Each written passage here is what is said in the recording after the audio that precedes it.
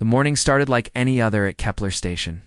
Dr. Elena Martinez walked through the bright hallways, carrying her coffee and checking the daily reports on her tablet. The station hummed quietly around her, home to 12,000 people. Floating in the darkness between stars, through the large windows, she could see the beautiful blue glow of 3 planets spinning slowly in their orbits. Elena had worked at Kepler Station for 8 years. It was the most peaceful place she had ever lived. Scientists from all over human space came here to study the strange life forms they had found on the planets below. The work was slow but rewarding. Every day brought new discoveries about how life could grow in the strangest places. Commander Jake Thompson nodded to her as she passed through the main corridor. He was a big man with kind eyes who made everyone feel safe. The security team under his command rarely had anything serious to deal with. The worst problems they faced were usually drunk researchers or arguments over who got to use the labs. "First morning, Doc," Jake said with his usual smile. "Ready for another exciting day of looking at space bugs?" Elena laughed. "Those space bugs might teach us how to cure diseases someday, Commander. Show some respect." Captain Lisa Brooks was already at her station in the communications center, monitoring the quiet signals from the nearby planets. She had been doing this job for 5 years and loved the peaceful routine. Her biggest excitement came from talking to the supply ships that visited once every few months. Dr. Nathan Cole was making his rounds in the medical bay, checking on the few patients who had minor injuries from lab accidents. Life at Kepler Station was so safe that he sometimes joked about being the most bored doctor in human space. The biggest medical emergency in months had been when a researcher got food poisoning from eating expired rations. Everything changed. At 11:47 in the morning, Lisa was drinking her second cup of tea when her screen started flashing red. At first she thought it was a system error. The readings made no sense. Her equipment was showing massive objects moving through space toward their system. But they were coming from the wrong direction. Nothing lived out there in the empty darkness between galaxies. "Commander Thompson to communications," she called. Over the station intercom. Her voice was steady, but Jake could hear something different in it. Jake arrived within minutes, followed by Elena, who had heard the call from her lab. They gathered around Lisa's screens, trying to understand what they were seeing. "Those readings have to be wrong," Jake said, staring at the display. "Nothing that big could move that fast." Lisa shook her head. "I've run the scan 5 times. The computer keeps giving me the same answer. There are hundreds of objects out there, each one the size of a small moon, and they're heading straight for us." Elena felt a cold fear growing in her stomach. She had studied enough alien life to know that the universe was full of surprises, and not all of them were good. How long until they reach us? "At their current speed, about 6 hours, Lisa replied. Jake activated his communicator.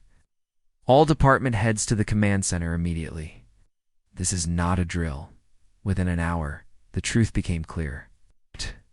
Objects were ships, but unlike any ship humans had ever seen. They looked more like living things than machines, with twisted metal hulls that seemed to breathe and pulse. As they got closer, smaller ships began breaking away from the main fleet, diving toward the 3 inhabited planets. Dr. Nathan Cole was the first to understand what they were witnessing. He had read the reports from the outer colonies, the stories that most people dismissed as wild tales told by frightened miners and farmers. "They're ravagers," he said quietly. Elena had heard the name whispered in science conferences, but she had never believed the stories were real. Ravagers were supposed to be a myth, a nightmare tale told to scare children. They were said to be a nomadic species that moved from system to system like a plague of locusts, consuming everything in their path. "That's impossible," Jake said. "Ravagers are just stories." "Tell that to them," Nathan replied, pointing at the screens. The first planet to die was Kepler 3, a small world covered in vast forests. The Ravager ships descended like a swarm of angry insects.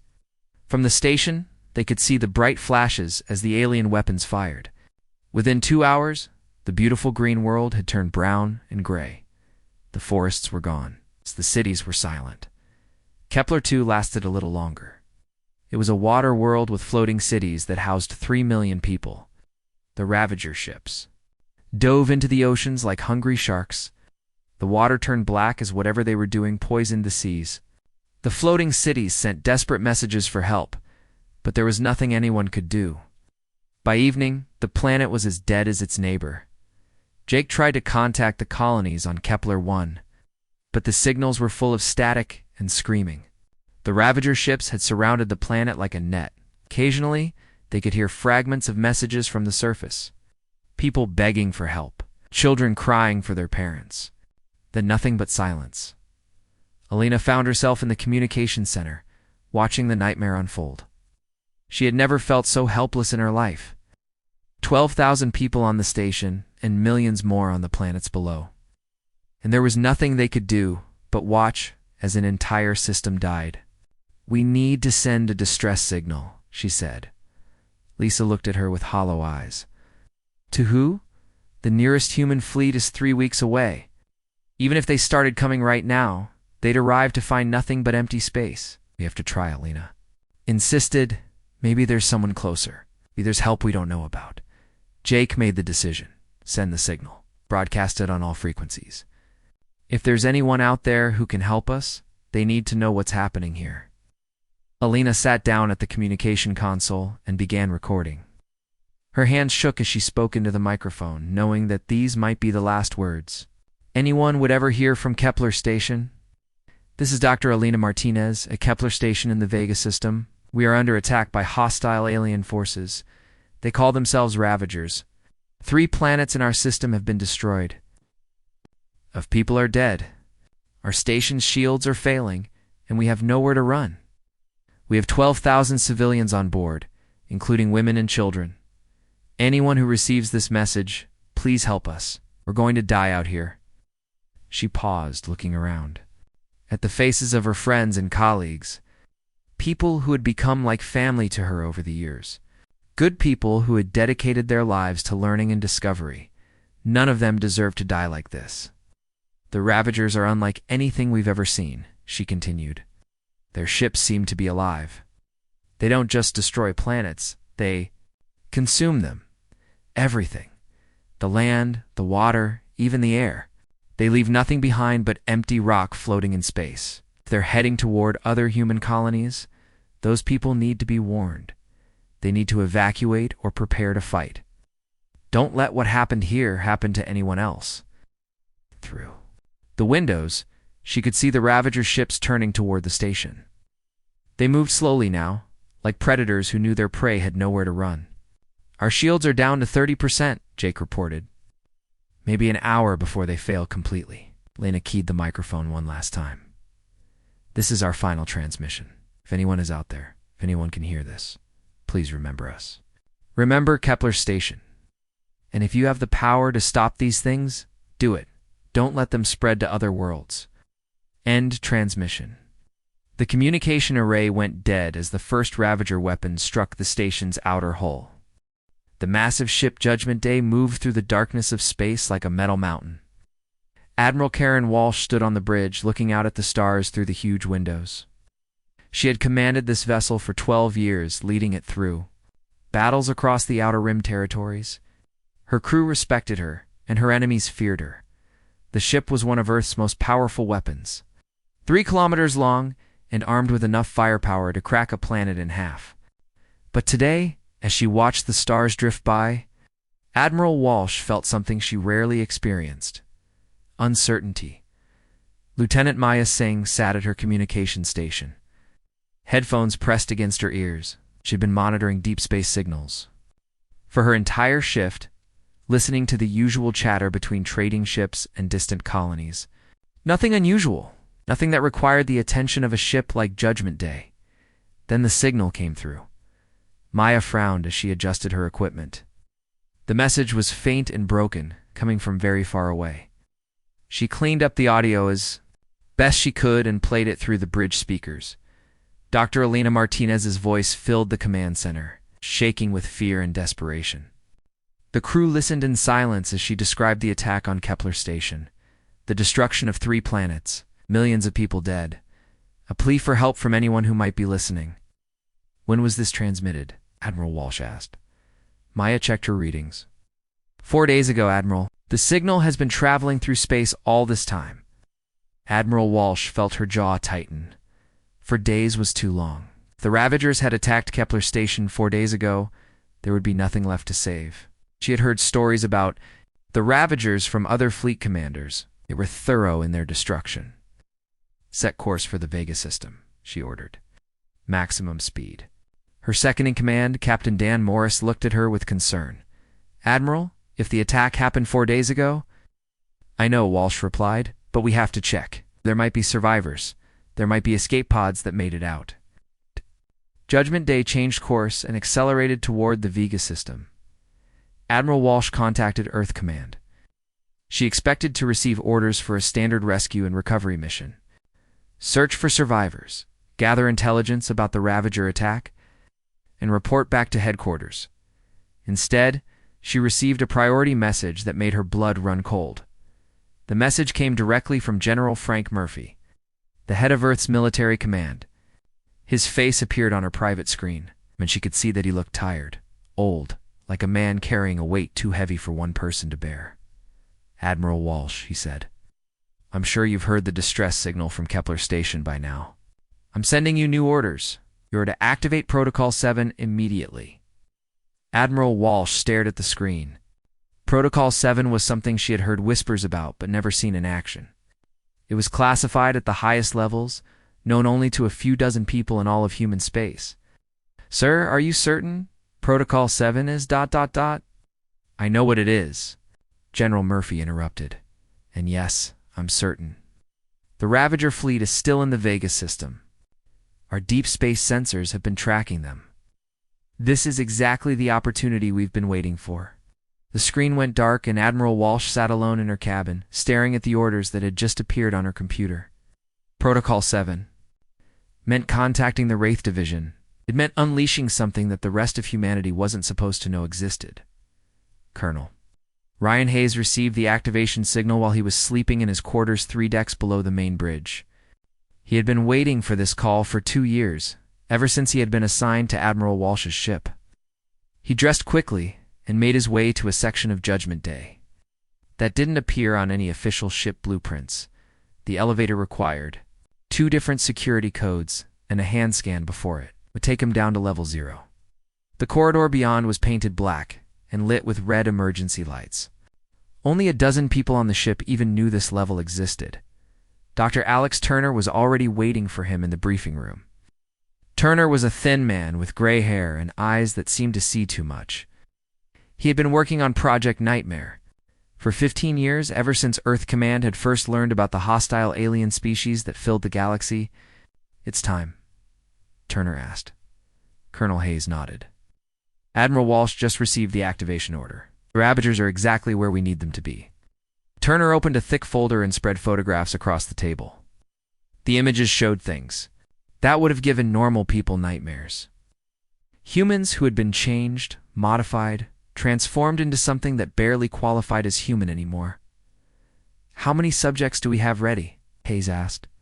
12 active operatives, Turner replied. All volunteers, all fully committed to the program. Hayes picked up one of the photographs. It showed a man who had once been Captain Ben Parker of the 3rd Colonial Marines.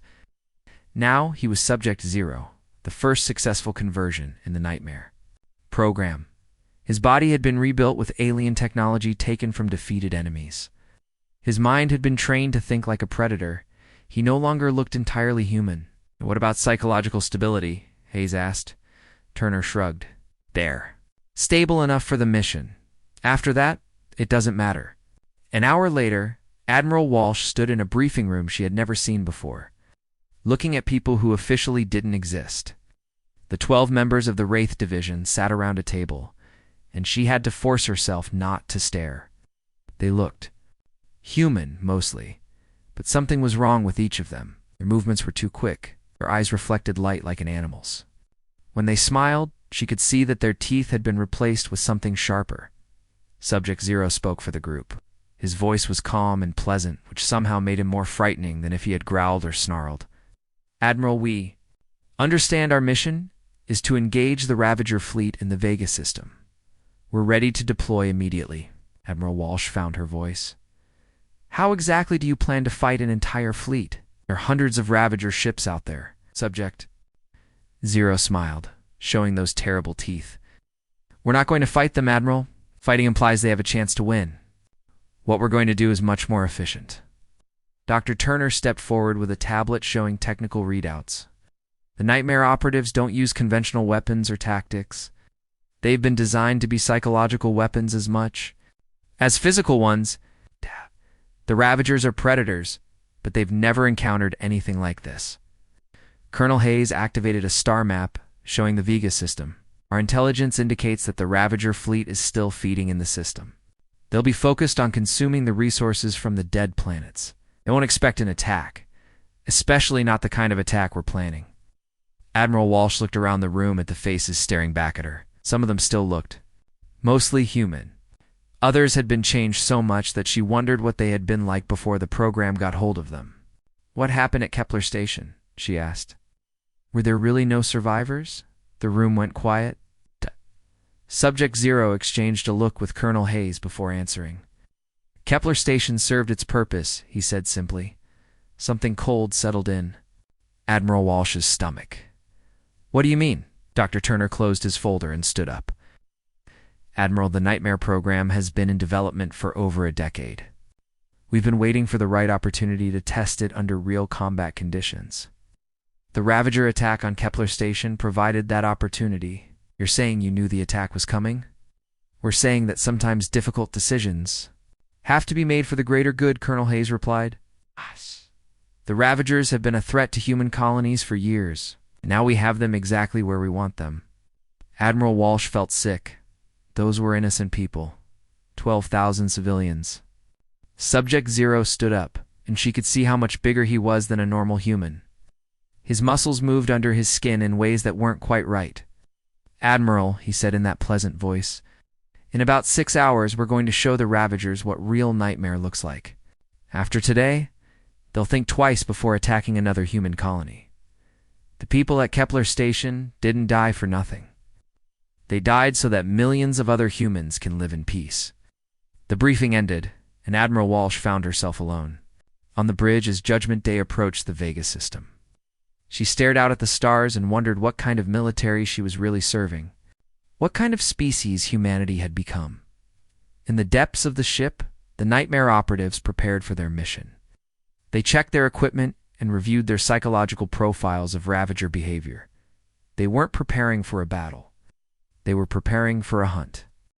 The Ravager mothership was a living nightmare floating in space. 5 kilometers of twisted metal and organic tissue fused together into something that breathed and pulsed like a giant heart. Inside its dark corridors, Hive Queen Zethkar moved through the feeding chambers, watching her children consume the resources they had taken from 3 dead worlds. The Queen was ancient by Ravager standards. Having led her swarm across dozens of star systems over the past century, she had seen the rise and fall of many species. Most aliens fought back when the Ravagers came, but they all fell in the end. Some lasted longer than others, but the result was always the same. Consumption. Nothing left behind but empty rock floating in the cold. Humans had been no different, she thought. Their colonies were soft and unprepared. They built their cities in beautiful places and filled them with art and music and learning. They were a young species that had not yet learned how cruel the galaxy could be. When the Ravagers came, humans died just as easily as all the others. The attack on Kepler Station had gone exactly as planned. The Queen's scouts had found the system months ago and reported back about the 3 inhabited worlds, rich with resources and life, perfect feeding grounds for her swarm. The humans had sent their desperate message into space, begging for help that would never come. Zethkar had heard similar pleas from hundreds of species over the years. The galaxy was a vast and empty place. No one was listening. No one cared. But now, as the Queen moved through her ship, she felt something she had not experienced in decades. Unease. Her feeding was not going as smoothly as it should. 3 of her scout ships had gone silent while exploring the outer edges of the system. Her communications officers reported strange signals coming from the direction of the human station. but when they tried to investigate, they found nothing. Commander. Jake Thompson floated in the zero-gravity maintenance shaft of the Ravager mothership, his body pressed against the cold metal walls. He had been inside the alien vessel for 6 hours now, moving slowly through its twisted corridors, like a ghost. Jake was not the same man who had smiled at Dr. Elena Martinez in the hallway of Kepler Station 4 days ago. That version of himself had been a mask, a character he had played for 8 long years. The real Jake Thompson was something much more dangerous. His eyes had been replaced with enhanced sensors that could see in complete darkness and detect heat signatures through solid walls. His bones had been reinforced with alien metal. His muscles had been rebuilt with synthetic fibers that made him 10 times stronger than a normal human. Most importantly, his mind had been trained by the best military psychologists Earth could. Fine Jake was not here to fight the Ravagers. He was here to break them. Moving through the ship's ventilation system, he planted small devices in key locations. The devices were not explosives. They were something much more sophisticated. Each one contained a mixture of chemicals that would be released into the ship's air supply. The chemicals would not kill the Ravagers immediately. Instead, they would cause hallucinations, paranoia, and overwhelming fear. As Jake worked, he thought about the morning 4 days ago, when the attack had begun. He remembered the look of terror on Elena's face as she recorded her desperate message. She had no idea that everything happening around her was carefully planned, no idea that the random Ravager attack had been orchestrated by Earth Command. Hardest part had been watching his friends die, well, people who trusted him, who believed he was there to protect them. Jake had stood in the command center and given orders to defend the station, knowing that every order was meaningless. Knowing that help was not coming because help was not supposed to come, 12,000 people had died to make the trap believable. Jake had to watch every single death and show the appropriate emotions, horror, desperation, fear. It was the most difficult acting job of his life, but it had worked. The Ravager fleet had come to feed, just as Earth Command had predicted. Now, they were exactly where humanity wanted them. Subject Zero moved through the lower levels of the mothership with the fluid grace of a predator. Ben Parker had been a good soldier once, before the Nightmare program changed him into something else. Now he was the perfect weapon against alien psychology. The modifications to his body were obvious to anyone who looked at him. His skin had a metallic sheen that reflected light in strange ways. His fingernails had been replaced with retractable claws. His voice box had been altered so he could produce sounds that no human throat should be able to make. But the changes, to his mind, were more important than the physical modifications. Subject Zero understood alien psychology better than any human alive. He knew exactly how to break the mental defenses of dozens of different species. He had studied Ravager behavior patterns for years, learning their fears and weaknesses. The first Ravager he encountered was a scout, moving alone through the ship's dark corridors. Subject Zero did not attack immediately. Instead, he followed the alien for several minutes, staying just out of sight but making small noises. Footsteps that seemed to come from empty air. Whispers in the darkness. The sound of breathing where no one should be. The Ravager began to move faster, its head turning back and forth as it searched for the source of the sounds. When it finally spotted Subject Zero in the shadows, what it saw did not look entirely human, something that moved. Like a man but reflected light like metal, something that smiled with too many teeth. The Ravager tried to scream, but Subject Zero was already moving. His enhanced muscles carried him across the corridor in a single leap. His claws found the alien's throat, but he did not kill it quickly. Instead, he held the creature while it thrashed and made terrified noises. "Tell me about your queen," Subject Zero said in perfect Ravager language. His voice box produced the clicking and hissing sounds that the aliens used to communicate. The scout stared at him with bulging eyes. Ravagers were supposed to be fearless predators, but this one was shaking with terror. It had never seen anything like the creature holding its throat. "You understand me?" Subject Zero continued. "Good, I want you to carry a message to your friends. Tell them that the humans are coming. Tell them that we are not the same species you attacked 4 days ago. Tell them that we have become something new." He released the scout and watched it run away, down the corridor. making panicked noises as it fled. Subject Zero smiled and moved deeper into the ship. Sphere was a weapon, and he had just fired the first shot. Dr. Monica Reed monitored the psychological profiles of the nightmare operatives from her station aboard. Judgment Day. She watched their vital signs and mental state readings on a dozen different screens. All 12 operatives were performing within acceptable parameters, though she had to adjust her definition of acceptable. When dealing with subjects who had been modified as extensively as these had, Monica had been with the program since its beginning, helping to select candidates and design the psychological conditioning they underwent. She knew better than anyone what the process did to human minds. The volunteers who entered the program were good people, soldiers who wanted to protect humanity from alien threats. What came out the other end was something that barely qualified as human. The conditioning was necessary, she told herself. Normal humans could not do what needed to be done.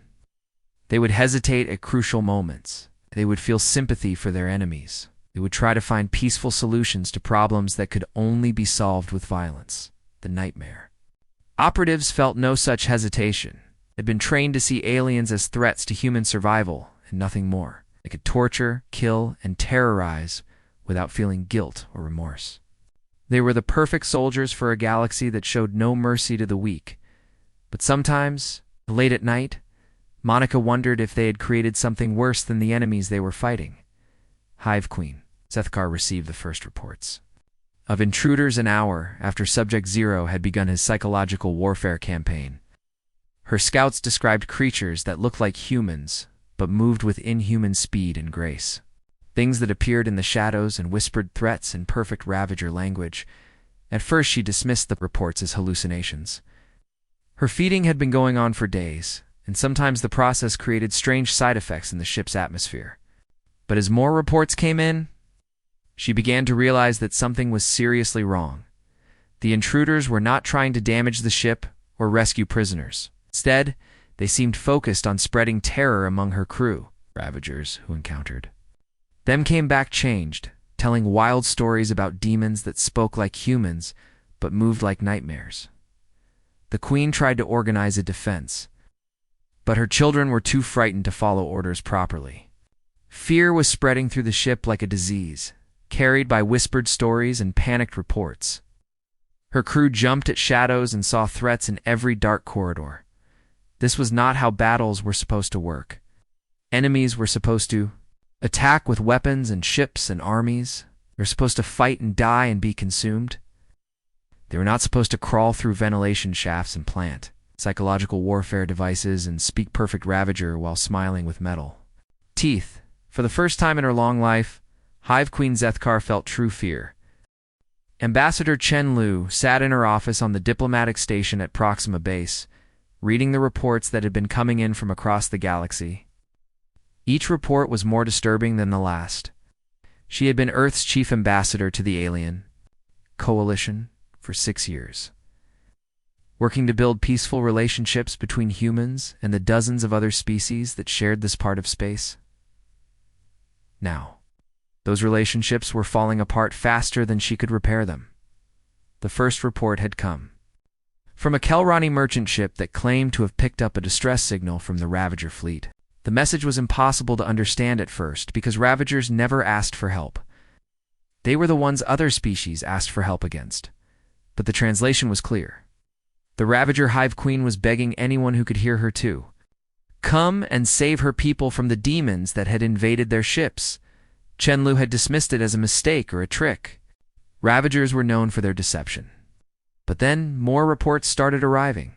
Vorthan's science vessel detected the remains of the Ravager fleet drifting in the Vegas system. The ships were intact, but there were no life signs aboard any of them. Whatever had killed the crews had done it without damaging the vessels themselves.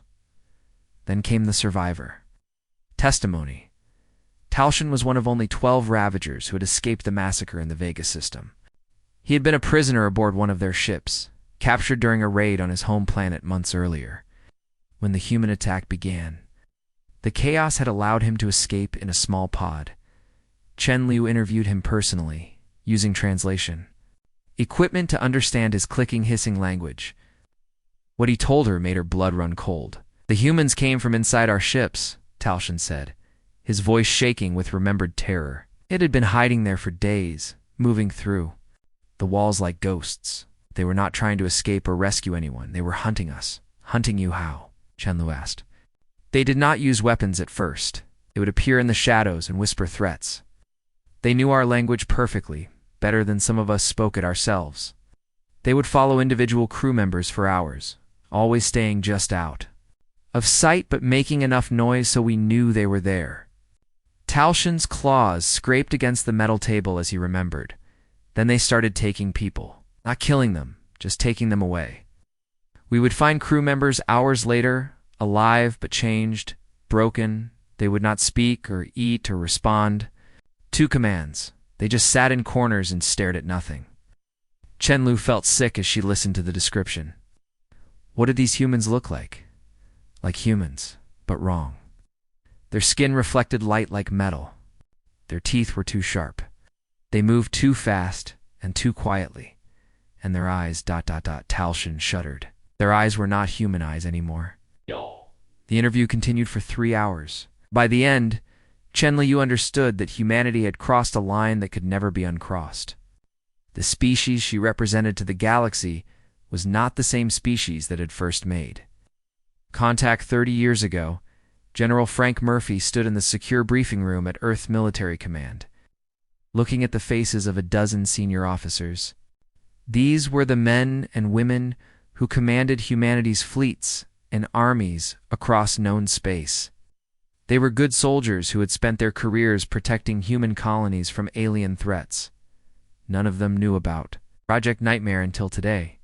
The operation in the Vega system was a complete success, Murphy said, activating a holographic display that showed the destroyed Ravager fleet.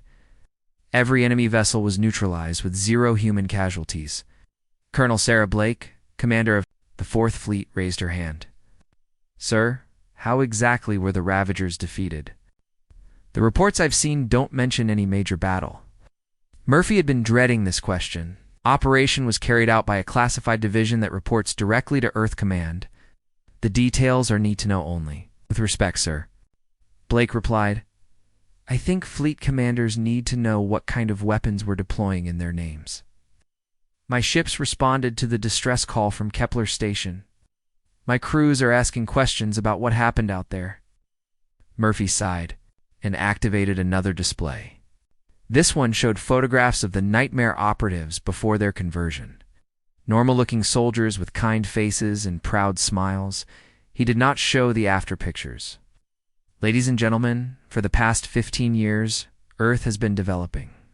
A response to the growing alien threats in our territory, Project Nightmare was designed to create soldiers who could defeat any hostile species. Using psychological warfare rather than conventional weapons, the room went very quiet. Admiral Kate Ross, who commanded the Home Defense Fleet, leaned forward. In her chair, psychological warfare against aliens requires understanding their psychology. How did we gain that understanding? Through captured subjects and detailed study of alien behavior patterns? Murphy replied carefully. Captured subjects, Ross repeated.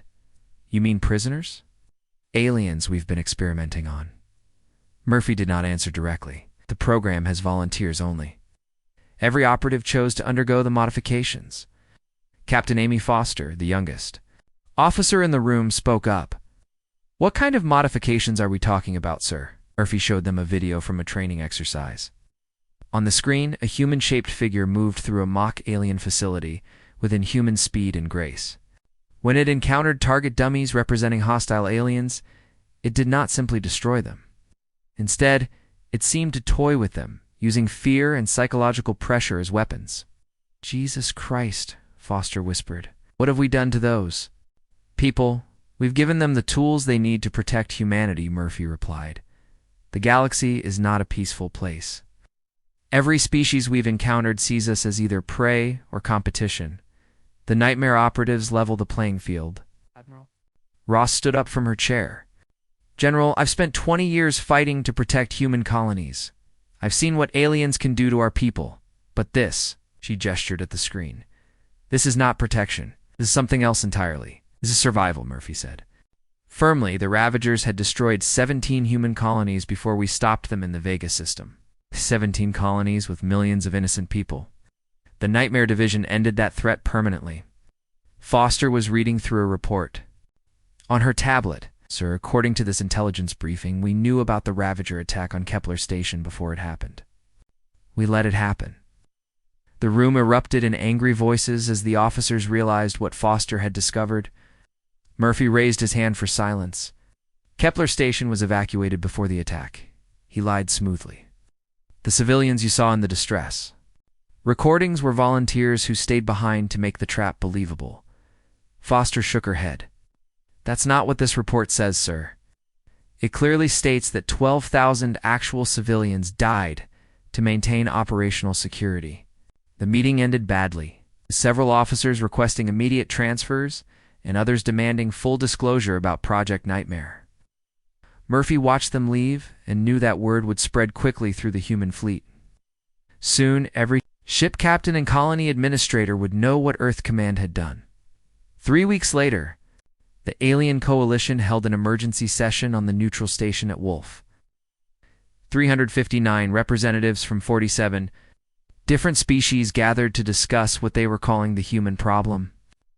Chen Lu sat at the human delegation table, surrounded by empty chairs. First Command had refused to send additional representatives, claiming that humanity's actions were fully justified as self-defense against Ravager aggression. The Threnody ambassador spoke first. His species was ancient and peaceful, having avoided war for over 1,000 years. "We have reviewed the evidence from the Vega system. What the humans did to the Ravagers goes beyond military action. It was systematic psychological torture, designed to break their minds before killing them." The Kalrani representative agreed. "Our analysts have studied the surviving Ravager testimony. The human operatives did not simply defeat their enemies. They turned them into psychological wrecks who were afraid of their own shadows." Chen Lu tried to defend her species. The Ravagers had destroyed multiple human colonies. They were a clear threat to all civilized species in this region of space. "We are not disputing that the Ravagers needed to be stopped," the Threnody ambassador replied. "We are questioning the methods used to stop them. What your species has created goes against every principle of civilized warfare." A Vorthan military officer activated a holographic display showing intelligence reports from across the galaxy. "Our sources indicate that the humans have been orchestrating scenarios like Kepler Station for over a decade. Colony attacks that appeared random were actually carefully planned operations designed to lure hostile species into traps." Chen Lu felt her stomach drop. "That's impossible. Earth Command would never sacrifice innocent civilians for military advantage. Your own military officers are confirming these reports," the Vorthan continued. "Several human fleet commanders have requested asylum with our governments rather than participate in what they describe as crimes against their own species." The session continued for hours, with species after species presenting evidence that humanity had become something monstrous. President Rachel Morgan stood at the window of her office in the Capitol building on Earth, looking up at the night sky. Somewhere out there, beyond the stars she could see, alien fleets were gathering. Not to attack Earth, but to make sure nothing left Earth ever again. The quarantine had been in effect for 6 months now. No human ship could travel beyond the solar system without being turned back by alien patrol fleets. No alien vessel would come within 10 light years of Earth. Humanity was alone in a way they had not been since before first contact. Morgan had been president for only 2 years, but she felt like she had aged a decade. When she took office, she thought her biggest challenges would be managing the economy and negotiating trade agreements with alien governments. She never imagined she would be leading a species that the rest of the galaxy considered too dangerous to exist. Her chief of staff, David Park, entered the office carrying a stack of reports. Each report contained more bad news. Human colonies throughout the galaxy were being evacuated by alien governments. Human diplomats were being expelled from neutral stations. Human merchants were being banned from alien ports. "The situation is getting worse," Park said, setting the reports on her desk. "The Threnody have closed their borders completely. Kelrani are threatening to use military force against any human vessel that enters their space. Even species that were friendly to us before are treating us like a plague. Morgan picked up one of the reports and read through it. A human research station had sent a distress call after suffering a reactor failure. 3 different alien species had ships in the area that could have helped, but all of them had ignored the call. 47 scientists had died because no one in the galaxy trusted humans anymore. What about our defectors? Morgan asked. Humans who requested asylum with alien governments? Most of them have been accepted, Park replied. Admiral Ross, Captain Foster, Ambassador Liu, and about 3,000 other military and civilian personnel. The aliens seem to believe that these people represent the old humanity that existed before Project Nightmare. Morgan nodded. Did not blame the defectors for leaving. If she had learned about Project Nightmare the way they had, she might have made the same choice. The knowledge that her own government had been sacrificing human civilians for strategic advantage had shaken her faith in everything. She thought she knew about her species. The door to her office opened, and General Frank Murphy entered, followed by Dr. Alex Turner and Colonel Ryan Hayes. These were the men who had created the nightmare that humanity had become. They were also the only people who understood how to manage it. Madam President, Murphy said, we need to discuss the current situation. The quarantine is unsustainable in the long term. Morgan gestured for them to sit down. The quarantine exists because the galaxy is afraid of us. They're afraid because of what you created. What did you expect would happen when other species learned about Project Nightmare? Dr. Turner opened his briefcase and pulled out several thick folders. We expected resistance, but we also expected results. The Nightmare program has been incredibly successful. We've eliminated 7 major threats to human colonies in the past 5 years. By sacrificing our own people, Morgan replied. By turning volunteers into monsters. By staging attacks on our own colonies to create believable traps. Colonel Hayes spoke up.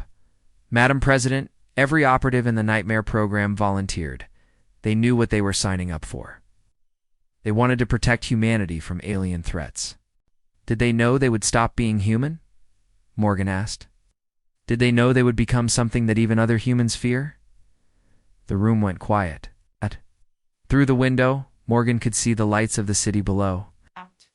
12 billion people living their lives, most of them unaware of what had been done in their name. Most of them still believing that humanity was the victim in a hostile galaxy. Dr. Alina Martinez sat in her laboratory on Earth, working on a project that would have horrified her former colleagues at Kepler Station. She was no longer the frightened, a scientist who had recorded that desperate plea for help. She had never been that person. The real Dr. Elena Martinez had spent the past 8 years developing the psychological profiles that made Project Nightmare possible. She had studied alien behavior patterns and identified the specific fears and weaknesses that could be exploited. She had written the scripts for dozens of distress calls, including her own. The woman who had begged for help on Kepler Station had been an actress, reading lines that Alina had written. The real Alina had been safe on Earth the entire time, watching the operation unfold from the comfort of her secure laboratory. Now she was working on the next phase of the project. Phase 2 would not involve individual operatives infiltrating alien ships. Instead, it would use entire human colonies as weapons against alien psychology. Colonies that would appear normal until triggered, then transform into something that would drive any alien visitor insane with terror. Alina looked at the photographs on her desk, showing the successful results of Phase 1. The Ravager survivors who had escaped the Vega system were still receiving psychological treatment from alien doctors. Most of them would never recover from what they had experienced. They spent their days drawing pictures of humans with metal teeth, speaking in whispers about demons that moved through shadows. The fear was spreading exactly as planned. Every species that heard the survivor testimony became more afraid of humans. Every government that studied the evidence from the Vega system added new restrictions on human travel and trade. The quarantine was not a punishment imposed by aliens. It was a natural response to learning what humanity had become. Subject: Zero stood in the training facility beneath Earth's surface, working with a new group of volunteers. These people had heard the stories about Project Nightmare and still chosen to join. They knew what the process would do to them, and they wanted it anyway. Ben Parker. The man who had become Subject Zero barely existed anymore. The conversion process had stripped away most of his human emotions and memories, replacing them with the perfect mindset for psychological warfare. He no longer felt guilt or remorse or even happiness. They existed only to serve humanity's strategic interests. The new volunteers looked at him with a mixture of fear and admiration. They could see what he had become, and they wanted to become the same thing. They were tired of being weak, tired of being victims. They wanted to be predators. The process is irreversible, Subject Zero told them in his pleasant, inhuman voice. Once you begin the conversion, you will never be human again. You will become something designed to be humanity's perfect weapon. Do you understand this? All 12 volunteers nodded. They had seen the reports about the quarantine. They knew that the galaxy considered humanity to be a threat that needed to be contained. They wanted to prove the galaxy right. Subject Zero smiled, showing those terrible metal teeth. Then let's begin. President Morgan received word that evening about the new volunteers for Project Nightmare. She tried to stop the program, but General Murphy informed her that it was beyond her authority. Project Nightmare had been classified at levels above the presidency. It would continue regardless of her objections. She walked out onto the balcony of her office and looked up at the stars again. Somewhere out there, alien governments were meeting to discuss the human problem. They were debating whether quarantine was enough or if more extreme measures were necessary. Morgan understood their fear. Humanity had asked for help once, decades ago, when they first encountered the hostile aliens that filled the galaxy. When that help did not come, when they realized they were alone against species that saw them as prey, they had made a choice.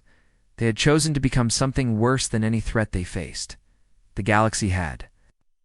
So humanity had answered their own call. What answered was not a rescue fleet or a diplomatic solution. What answered was Earth's worst nightmare, unleashed upon a galaxy that had shown no mercy to the weak. Now, the same alien species that had ignored human suffering were learning what it felt like to be afraid. They were experiencing the terror that human colonists had felt when ravager fleets appeared in their skies. They were discovering what it meant to be prey in a galaxy full of predators. But the predator they feared most was not an alien species from some distant star. It was the species they had dismissed as young and weak and unimportant. It was humanity, transformed by necessity into something that even they did not fully understand. The quarantine would not hold forever. Eventually, humanity would find a way to break free from their isolation. When that day came, the galaxy would learn that some nightmares were real, and some nightmares came from Earth.